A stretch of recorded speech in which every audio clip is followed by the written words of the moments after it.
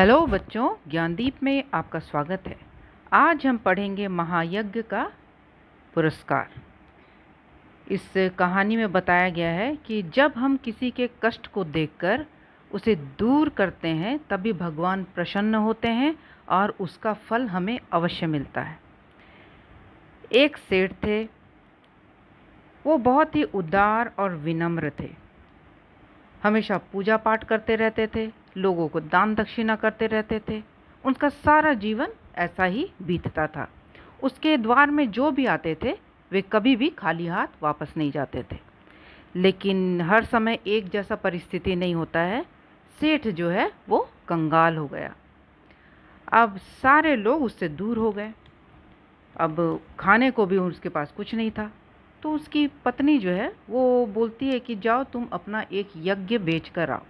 उस समय यज्ञ को खरीदा और बेचा जाता था और बड़ा छोटा यज्ञ के अनुसार पैसे मिल जाते थे। तो धन्ना सेठ जो है वो मान जाता है। उसके बाद वो सोचता मैं कहाँ इसे बेचूं। तब उसे याद आता है कि कुंदनपुर में धन्ना सेठ नाम का एक सेठ है, उसके पास अगर मैं यज्ञ बेचूं तो अच्छा रहेगा। तब वो दूसरे दिन जो है निकल पड़ता धन्ना सेठ के पास। तो रास्ता बहुत लंबा था, आधा रास्ता पहुंचता है तो थक जाता है, बोलता कुछ खा लेता हूँ। अब पेड़ के नीचे बैठता है और खाने के हाथ मुंह धो के खाने के लिए बैठता है। तो पास एक कुत्ता एकदम मरा हुआ पड़ा हुआ था, मतलब उसका हालत इतना ख़राब था।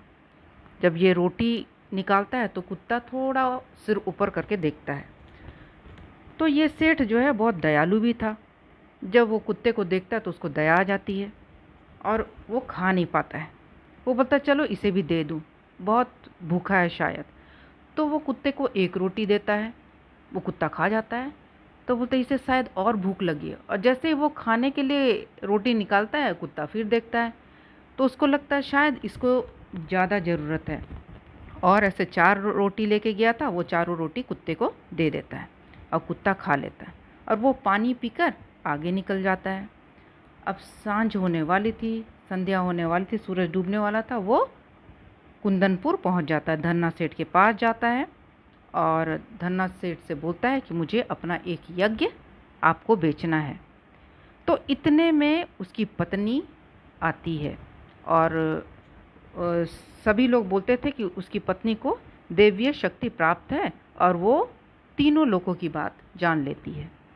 तब उसकी पत्नी आती है और धनी सेठ से पूछती है कि आप अगर महायज्ञ बेचेंगे तब हम खरीदेंगे। तब ये धनी सेठ बोलता है महायज्ञ, मैं तो कितने सालों से यज्ञ ही नहीं कराया हूँ। तो बोलती नहीं, आप महायज्ञ बेचोगे तभी खरीदेंगे। तो वो भी अचंभा हो जाता है और देखने लगता है ये क्या आप बात बोल रही है। तब उसकी पत्नी बोलती है आज रास्ते में आते वक्त जो आपने कुत्ते को 4 रोटी खिलाई वो महायज्ञ नहीं है तो क्या है। तब ये धनी सेठ बोलता है वो तो मैंने अपना कर्तव्य पूरा किया है, वो यज्ञ नहीं है, वो मैंने अपना कर्तव्य समझ के उस कुत्ते को खिलाया है। तब उसकी पत्नी बोलती है धन्ना सेठ की नहीं, तुम वही महायज्ञ अगर बेचोगे तभी हम वो खरीदेंगे, न तो नहीं।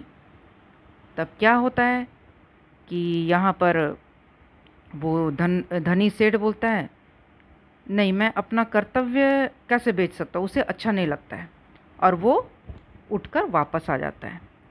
अब यहाँ उसकी पत्नी इंतज़ार कर रही थी।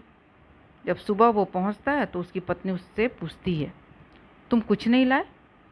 तब वो सारी बात बताता है। पहले तो उसकी पत्नी गुस्से हो गई थी, फिर जब सारी बात बताता है तो वो खुश हो जाती है कि इतना तकलीफ़ में भी मेरे पति ने अपने कर्तव्य को नहीं बेचा, और बहुत खुश हो जाती है। उसको बोलती चलो भगवान तो है ना, वो देखते हैं। तब अब रात हो गया। तब वो दिया लेकर दिया जलाने के लिए दरवाजे से निकली तो उसका पैर कहीं पे लगता है। तब वो देखते एक पत्थर उठा हुआ है और उसमें कुंडी है, मतलब कि हैंडल है।